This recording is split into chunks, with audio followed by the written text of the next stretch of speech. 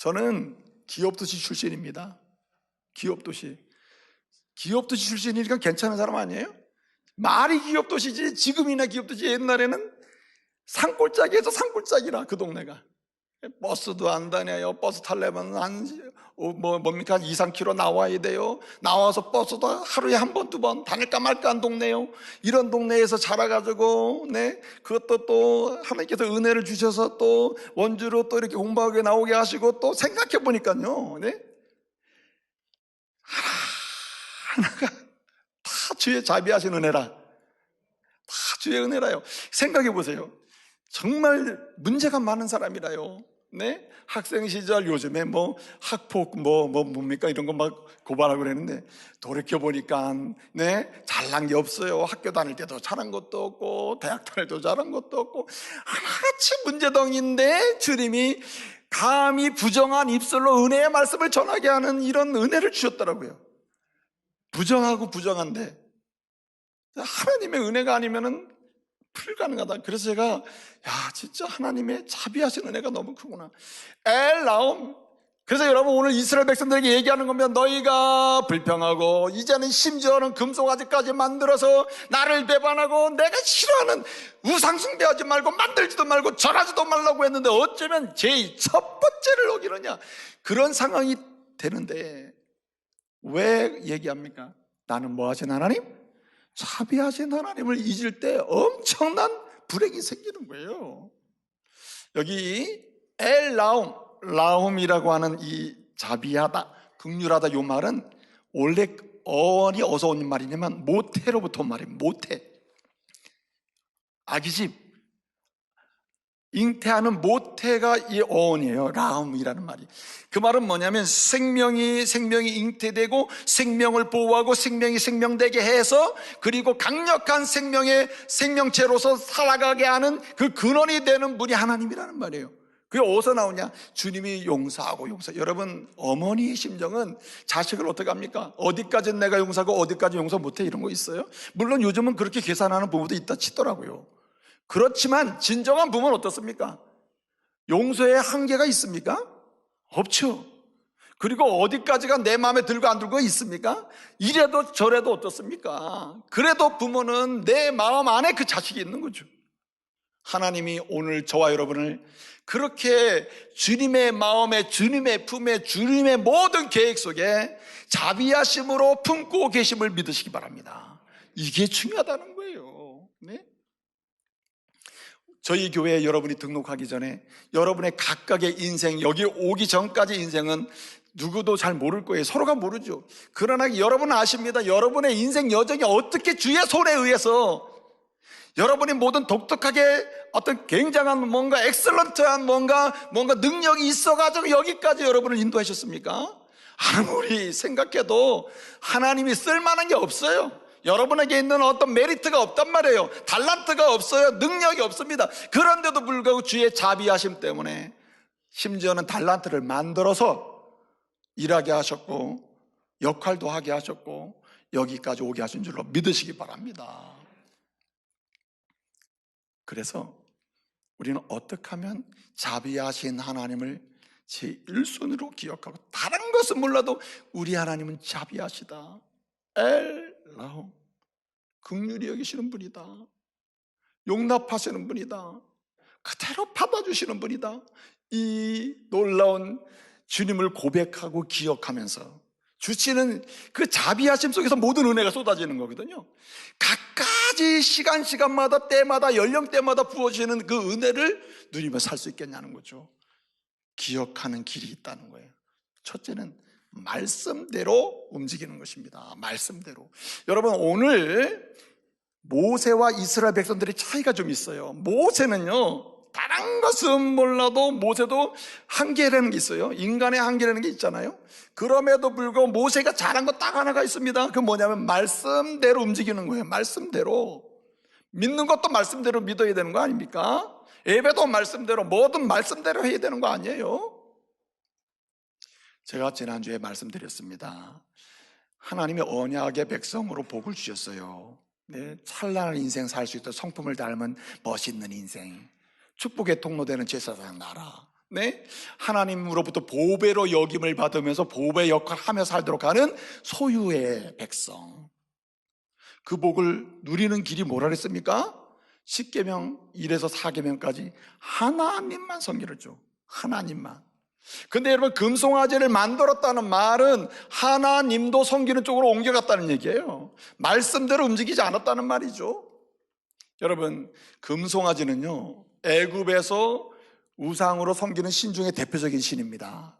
금송아지, 송아지 신. 그런데 그 시대에 이방의 신전이 많아요. 예컨대 애굽에도 신전이 많고 아수르에도 있고 막 일어나는 바벨론에도 신전이 있단 말이에요. 세계 곳곳에 신전이 있는데 그 신전에 신을 만들어 섬기잖아요. 그럴 때 사람들이 이 신보다 신을 짓누르고 신 위의 신, 이 신보다 강력한 신, 이런 걸 표현하기 위하여 발판으로 만듭니다. 신으로 섬기는 걸 발판으로 만들어요. 한마디로 소신을 발판으로 만들고 사자신을 발판으로 만들어요. 그래서 어떤 신의 형상이 있는 것들 보면은 발판에 뭐가 있어요? 송아지나 사자 형상이 있고 그 위에다가 뭘 만들어 놓는 것이죠. 네? 근데 이스라엘 백성들은 자기네가 하나님을 섬기는데 어떻게 섬기는 겁니까? 다른 이방신처럼 우리 하나님도 다른 신을 짓누르고 섬기는 위대한 신, 이런 식으로 하나님을 왜곡을 시켰다는 말입니다.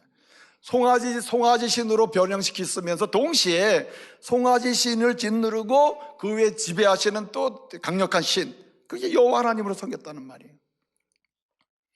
제가 그래서 지난주에 모노테이즘이라 한마디 이 유일신앙, 하나님은 오직 이 우주 만물을 창조하신 살아계신 하나님은 한 분이시고 이 한 분이신 하나님을 인정하며 섬길 때 이게 참된 신앙이라, 이게 하나님만 섬기는 신앙이라, 이게 모노테이즘이라는 신앙이에요. 그런데 오늘 이스라엘 백성은 어떻게 이걸 옮겨놨냐면 헤노테이즘이라고 해가지고, 이거는 뭐냐면 선택신론이에요. 단일신론. 많은 신이 있지만 나는 이 신을 섬기면서 이 신을 잘 섬길 거야 하고 섬기는 겁니다. 오늘 이스라엘 백성들이 그러한 타락한 신앙으로 갔다는 것입니다. 여러분, 이 싱크리티즘이라 혼합주의 신앙이라, 혼합주의 신앙으로 가는 거죠. 하나님을 섬기되 자기가 원하는 것을 만들어서 그냥 섞어서 섬기는 거예요. 섞어서 섬기는 신앙, 하나님을 받지 않으신다는 거죠.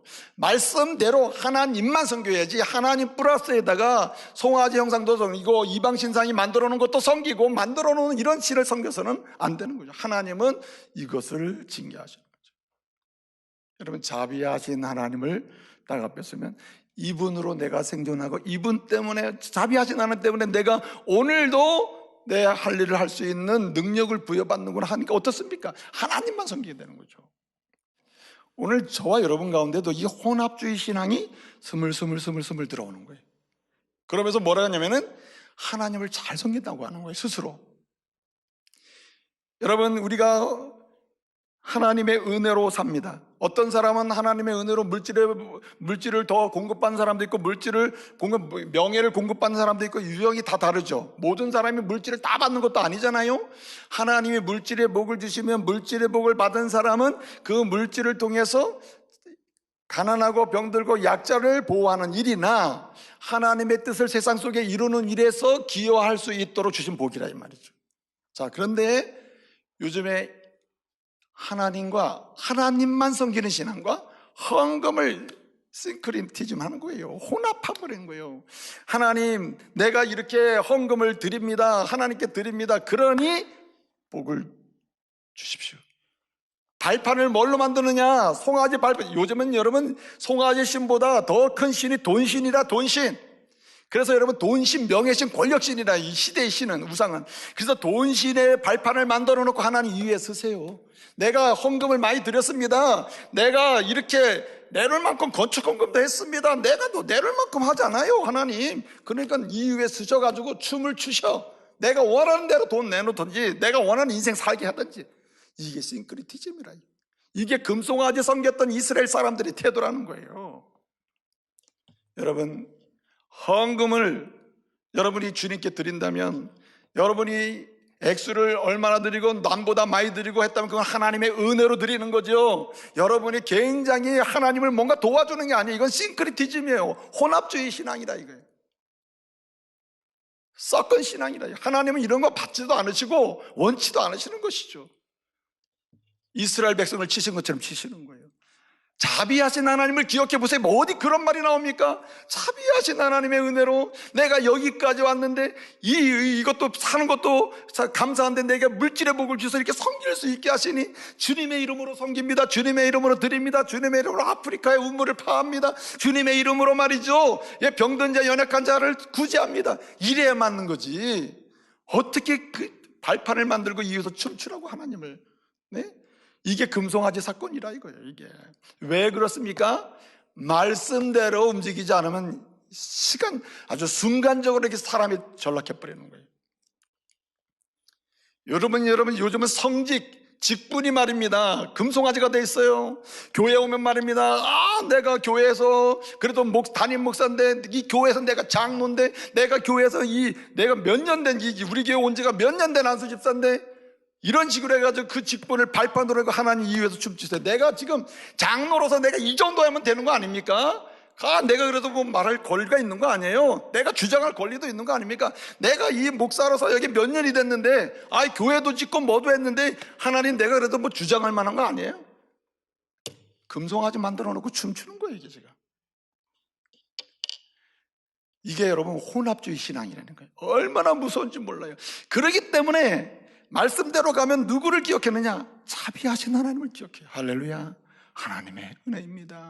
나 같은 사람을 세워서 말씀을 전하게 하시니, 나 같은 사람을 이게 장로님 세워가지고 해도 부끄럽습니다.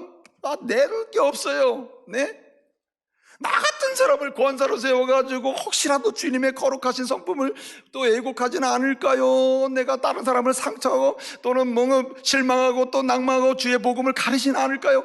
이렇게 해도 부족하다니까요. 내가 그래도 이 교회 말이지, 몇 년 차 권사인데 그게 문제가 된 혼합주의가요.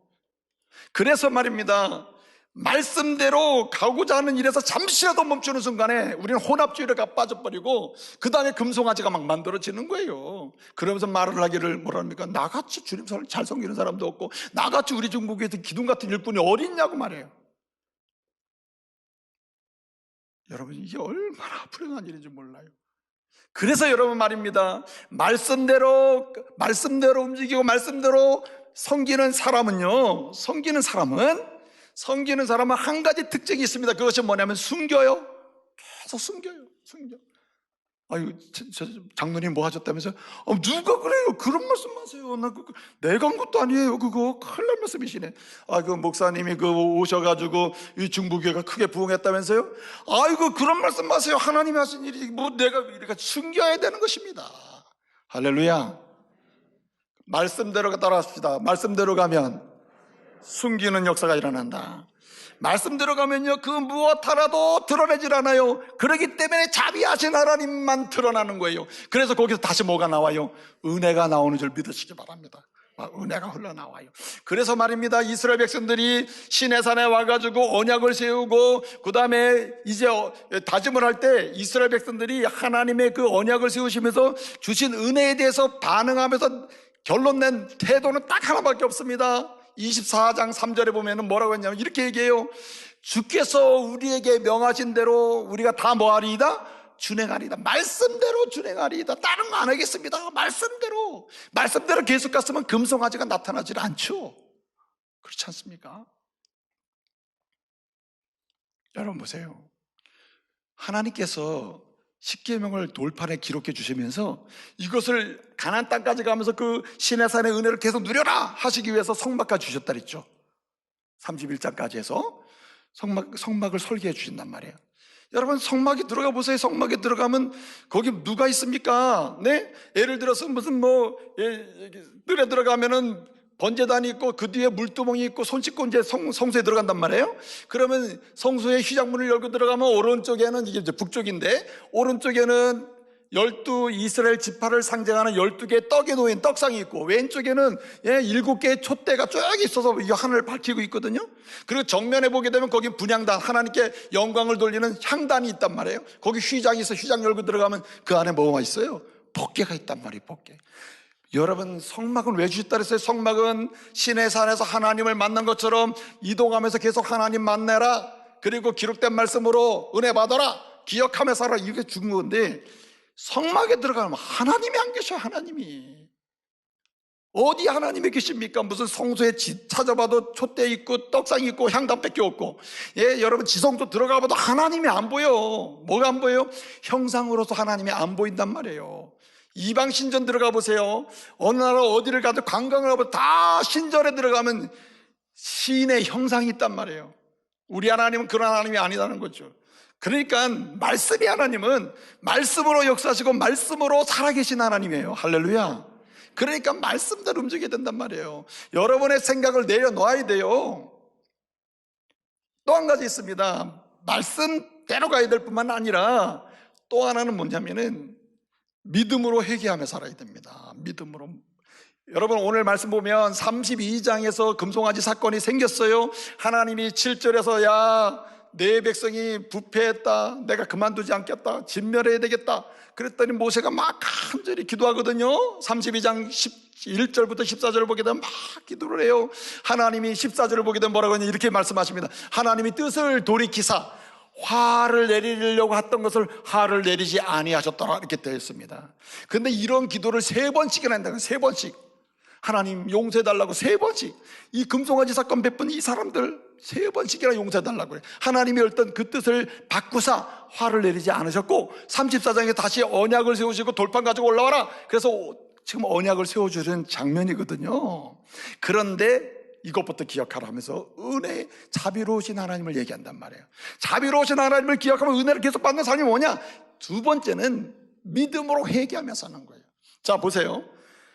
모세가 기도해서 하나님이 화를 내리려고 하는 걸 뜻을 바꿨을까요?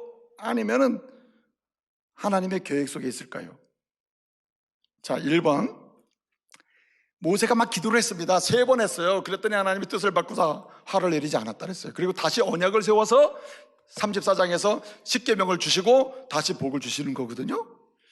3번씩 기도했어요. 중보기 됐단 말이에요. 자, 그러면은 기도를 해가지고 하나님의 마음이 바뀌어서 뜻이 바뀌어서 이제 그럼 내가 다시 기회를 주겠다 했겠어요? 1번. 모세가 기도한 것이 중요한 역할을 했겠지만은 바뀐 것, 하나님이 그 모세 기도 때문에 마음이 바뀐 게 아니다. 몇 번이에요? 이게 이렇게 의견이 갈 줄 알았어요. 1번 오른쪽 눈꺼풀 계시고 2번 왼쪽 눈꺼풀 계시고. 하나님이 무슨 기도가 마력입니까? 기도 우리가 막 매달려 막 때를 쓰면 하나님이 그냥 아이고 안 됐다, 어떡하냐, 내가 좀 마음 좀 바꿔야 되겠다 이래가지고 우리가 막 매달려서 뭘 하면 하나님은 그냥 그때그때 막 마음을 확 바꾸셔가지고 우리 뜻대로 움직이는 하나님이 아닙니다. 무슨 얘기냐? 자비하신 하나님을 기억하고 그 자비하신 하나님부터 나오는 은혜를 누리며 살기 위해서는 모세처럼 회개하며 믿음으로 회개하며 살아야 되는데, 뭘 믿는 거냐? 뭘 믿느냐? 하나님은 무슨 하나님? 자비하신 하나님입니다. 자비하신 하나님. 모세가 그렇게 3번씩 매달렸다는 말은 이건 절대적으로 매달리는 거거든요. 매달려서 주님 아니면 안 됩니다, 주님 아니면 안 됩니다 이렇게 기도할 수 있었던 이유, 그래서 은혜를 받을 수 있었던 이유는 하나님이 자비하신 하나님이심을 믿었기 때문이에요. 할렐루야. 우리가 기도하면 마음을 바꿔주실 거야 하는 가능성을 보고 기도한 게 아니고, 하나님 뭐 하신 하나님? 자비하신 하나님. 여러분, 평생에 잊지 말아야 합니다. 여러분이 악을 행해서 죄악 가운데 있을 때에도 잊지 말아야 돼요. 여러분이 하나님 멀리 떠났을 때도 잊지 말고 꼭 기억해야 될 것은 뭐냐면, 그래서 다시 돌아올 가능성을 열 수 있는 은혜는 어디 있냐면, 하나님은 뭐 하시다? 자비하신 하나님이다. 하나님은 자비하신. 모세는 그 하나님을 만났고 그 하나님을 알고 그 하나님을 기억하는 가운데 언제든지 어떤 상황 속에서도 자비하신 하나님은 우리의 기도를 들으시고, 자비하신 하나님은 우리의 기도를 들으시고 은혜를 알맞게 부어주시는 분이다, 그걸 믿었단 말이에요. 여러분, 자비하신 하나님을 향하여 때를 따라서 그 하나님을 믿고, 하나님은 내가 무슨 악을 행한 것을 다 지금 고백해도 주님은 자비하시다 하는 사실을 신뢰하면서 주님 앞에 회개하며 사시기를 바랍니다. 그래서 때마다 시마다 회개. 여러분, 회개는 말로만 회개하는 게 아닙니다. 여러분, 오늘 이스라엘 백성들이 어떻게 했습니까? 모세가 이렇게 기도하고 이스라엘 백성들도 어떻게 했어요? 하나님께 믿음으로 하나님은 자비하신 하나님이시구나, 자비하신 하나님이실 믿습니다, 이렇게 용서달라고 하면서 기도하는데 하나님 뭐라 하세요? 장신구를 다 떼어내라, 네 몸에서 장신구. 그래서 오늘 우리가 읽진 않았습니다만은 33장 6절을 보면 우리 하나님이 말씀하신 대로 이들이 6절에 뭐라 그랬습니까? 오늘 이 금송아지 사건 이후로부터 이스라엘 사람들이 그 몸에서 뭘 떼어내니라? 장신구를 다 떼어내니라 라고 했습니다. 이건 무슨 얘기냐? 하나님은 자비하신 하나님임을 믿고 뭐 했어요? 기도하면서 회개를 하는데, 회개는 뭡니까? 실제 말로만 하는 게 아니잖아요. 하나님이 싫어하는 걸 떼어내는 거 아닙니까? 여기 이스라엘 사람들이 애굽에서 나올 때 장신구를 다 가지고 나왔거든요. 이 몸에 달 수 있는 장신구 다 달고 나왔습니다. 목걸이, 손팔, 팔찌 다. 여러분이 가지고 있는 이 장신구 중에, 지금 여러분이 몸에 지니고 있는 장신구 중에 어떤 장신구가 많습니까?